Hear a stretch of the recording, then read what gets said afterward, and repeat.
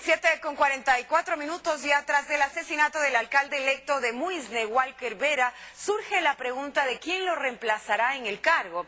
A decir del Consejo Nacional Electoral, hay un vacío en la ley que impide establecer con exactitud cómo actuar y qué hacer en estos casos. ¿Cuál es la alternativa, tomando en cuenta que mañana asumen funciones las autoridades electas en Esmeraldas? Analizamos el tema con nuestro invitado. Juan Pablo Pozo, consejero del Consejo Nacional Electoral. Doctor Pozo, buenos días y bienvenido a este espacio. El CNE solicitó ayer, me parece, a la Dirección Jurídica un informe precisamente de cuáles serían las alternativas legales por las cuales se puede optar en este caso. Bienvenido. Buenos días, Marcela, gracias por la invitación. Efectivamente, como Consejo Electoral, el día de hoy precisamente el presidente ha convocado una reunión del área jurídica para determinar las diferentes alternativas teniendo en cuenta el caso particular y que hay que analizarlo. En esa medida, el proceso electoral en sí terminó, una vez que inició con su convocatoria y terminó tanto con la entrega de credenciales y en el caso puntual de la provincia de Esmeraldas, nosotros entregamos las credenciales del pasado 9 de mayo. Primero, solidarizarnos con la familia del alcalde electo Walker Vera, que nosotros repudiamos totalmente estos actos de violencia. En esa medida hay que analizar ese contexto, es decir, si bien se entregaron credenciales al alcalde electo, este no se posesionó, porque de acuerdo a la Constitución recién tienen que posesionarse a partir del 15 de mayo y entran en funciones todos estos alcaldes, prefectos, concejales urbanos, rurales y vocales de juntas parroquiales. Exactamente, o sea, fue designado, pero nunca ejerció el cargo en Efectivamente, este caso. ese es el escenario jurídico, Marcela, y en ese sentido tenemos que analizarlo al amparo de la Constitución, también del Código de la Democracia y también del COTAD, que establecen algunas normativas precisamente para los organismos autónomos descentralizados. Usted hablaba de que existiría en el Código de la Democracia un vacío legal, de ahí la necesidad de buscar estas alternativas. ¿Cuándo se va a dar esta reunión? ¿A qué hora exactamente? Y evidentemente hoy tendrán ya una resolución con respecto al tema. Sí, lo que hemos decidido, Marcela, primero es acompañar tanto en este día importante que es en esta transición. También en el Consejo Cantonal de Muisne vamos a acompañar porque se van a reunir los concejales electos de este cantón y lo que dice el COTAD es muy claro, es decir, tienen una de sus atribuciones principales y fundamentales es elegir su vicealcalde. Artículo 317. El artículo 317, también el 61 y el 62 del COTAD, y este vicealcalde subroga en las funciones ante la ausencia temporal o definitiva del alcalde electo. Eso es decir, ese es el primer escenario en este momento. Exacto. Vamos a acompañar este proceso, inclusive para dar asesoría legal, para acompañar este proceso. Lo que queremos es generar condiciones de gobernanza importantes en el cantón, sin ahondar en el conflicto y buscar las mejores soluciones para que la sociedad no se vea afectada con respecto a esta transición, que de por sí ya es traumática con todo lo que ha pasado.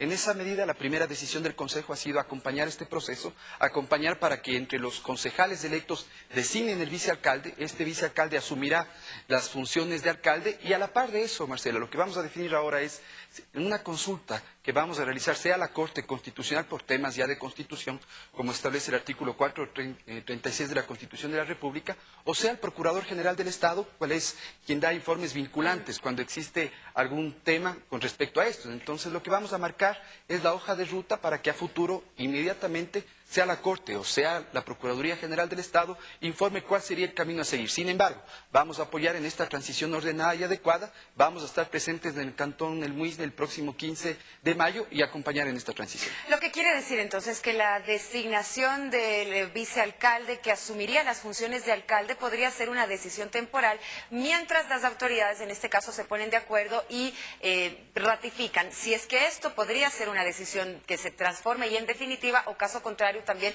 otra de las opciones es nuevamente ir a elecciones. Claro, esa sería una de las alternativas que ya nos plantearía en la hoja de ruta en base a la consulta que nosotros vamos a plantear como Consejo Nacional Electoral. Y efectivamente usted señala lo que establece el artículo 62 del COTAD, Marcela. Atribuciones del vicealcalde o vicealcaldesa. Subrogar al alcalde o alcaldesa en caso de ausencia temporal mayor a 3 días y durante el tiempo que dure la misma, y en caso de ausencia definitiva, él o la vicealcaldesa asumirá hasta terminar el periodo. Lo que vamos a hacer es, teniendo en cuenta que el periodo actual termina el 14 de mayo, es decir, el día ya de mañana, y el nuevo periodo arranca el 15 de mayo por los próximos 5 años, lo que vamos a hacer precisamente es acompañar en esta transición que establece el propio COTAD.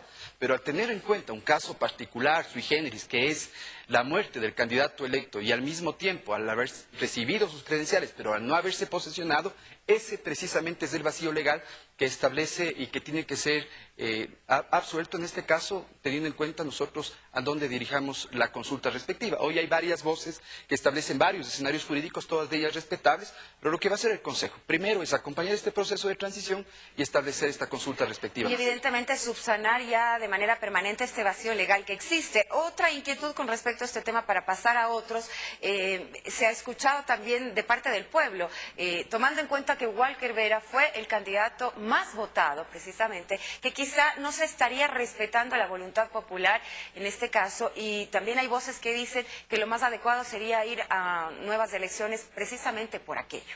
Precisamente hay varias alternativas. Una de esas que podría decirnos dentro de este informe vinculante que pueda presentar el procurador y que de acuerdo al artículo 237 dice claramente la competencia de la Procuraduría es para el asesoramiento legal y la absolución de consultas jurídicas a los organismos y entidades del sector público con carácter vinculante. Es precisamente señalar si es que en este proceso ya el vicealcalde nombrado entre los concejales asume el periodo hasta terminar, es decir, durante todos los 5 años, o podría decir que al tener este vacío se establezcan nuevos procesos electorales, ya le corresponderá al Consejo acatar precisamente ese informe que es vinculante e inmediatamente marcar esa hoja de ruta para una transición ya definitiva. Lo que vamos a hacer es acompañar ahora, sin embargo estaremos pendientes y expectantes para como Consejo Electoral y rectores del sistema electoral, pues inmediatamente hacer que este proceso llegue a feliz término. El colectivo Yas Unidos, en otro tema, ha dicho que hoy impugnará los resultados entregados por parte del Consejo Nacional Electoral. La noche del lunes ustedes entregaron ya esos resultados y de acuerdo al colectivo han sido dados de manera incompleta, han dicho ellos. Importante, Marcela, yo creo que hay que decir claramente, las resoluciones del Consejo Nacional Electoral, esos son precisamente los pronunciamientos. Y lo que hemos hecho de forma permanente, Marcela, este tema se lo viene haciendo desde hace mucho tiempo. Es decir, primero hay que informar que no se ha generado un reglamento, un instructivo a última hora que atente a la seguridad jurídica con respecto a este proceso de verificación de firmas. Y mire, Marcelo, yo el día jueves pasado, que hubo la resolución del Consejo Nacional Electoral, en donde conocimos los informes técnicos y jurídicos, yo pedí un informe tanto a la Corte Constitucional, que tengo aquí en mis manos. Enséñalo, por favor, a la cámara. A la Corte Constitucional, que tengo aquí en mis manos, en que en la parte final señala claramente que ante los diferentes reglamentos que emitió el Consejo Nacional Electoral, el reglamento de iniciativa popular y normativa, el reglamento de consulta popular, los protocolos para que se estén las reglas claras con respecto a la verificación, dice claramente, a la fecha que fue el día 8 de mayo, no existe ninguna demanda o acción de inconstitucionalidad sobre las resoluciones detalladas en su oficio. Igualmente, en el Tribunal Contencioso Electoral, y tengo aquí la certificación del doctor Guillermo Falconi del Tribunal Contencioso Electoral, que dice a las resoluciones del 22 de agosto del 2011, el 27 de diciembre del 2011, del 6 de junio del 2013, del 2 de agosto del 2013 y la del 22 de octubre del 2013, en donde está el protocolo, tampoco se ha interpuesto ningún tipo de recurso con respecto a esto. ¿Aceptaron el reglamento, dice usted? Exacto. ¿Qué podemos decir? Durante este proceso lo que hemos encontrado más bien es un estado de opinión, es decir, todos han señalado, algunos actores, abiertamente de que ha habido normas que han violentado los principios constitucionales, pero sin embargo esto ha sido a nivel de los medios, esto ha sido mediatizado, pero nadie, como podemos ver ya dentro de las certificaciones, ha presentado el recurso respectivo. Entonces yo ahí me hago la pregunta, ¿estamos viviendo un Estado constitucional de derechos y justicia en donde yo puedo aplicar los recursos que establece la ley, los recursos que establece la Constitución, o es mucho más fácil, es mucho más cómodo estar en un micrófono, señalar abiertamente que se han violado las garantías constitucionales sin que interpongamos los recursos? Por tanto, yo creo que aquí, yo personalmente, Marcela, creo que no hay que satanizar tampoco el proceso de recolección de firmas. Recoger las firmas es un proceso complicado, es decir, nosotros mismos vivimos a mediados del 2012 el proceso de recolección de firmas de las organizaciones políticas. El fiscal, precisamente, usted lo escuchó, se refería a este tema y ese es uno de los cuestionamientos que se hace a propósito precisamente de aquello, que a raíz de lo del 2012 todavía no hay ninguna persona que haya sido identificada como responsable de lo que sucedió. Precisamente yo creo, y Marcela decía, los procesos de recolección de firmas son complejos. Yo creo que hoy nos deja algunas lecciones aprendidas al Consejo Electoral también. Yo, bajo ningún concepto, creo que hay que satanizar ese proceso. Decía, hoy posiblemente lo que implica es que el Consejo Electoral tenga que estar mucho más cerca también de los ciudadanos, informando no solo el ejercicio de la democracia representativa, sino también informando la democracia directa, la democracia comunitaria y cuáles son los diferentes mecanismos para llegar a esta, pero en feliz término.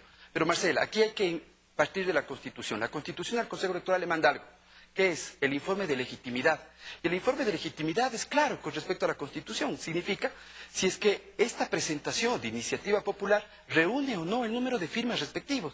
Y miren, no son 10, no son 100.000, no son 200.000. Son lo que dice la Constitución, esto no es un capricho del Consejo Electoral.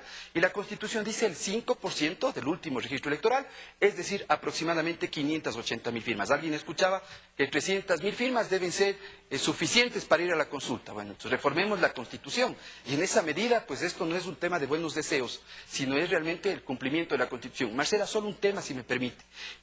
Hemos dado un salto cualitativo y cuantitativo importantísimo de lo que había antes, hace 5 años, con respecto al proceso de revisión de los registros. Mire, ¿qué había antes?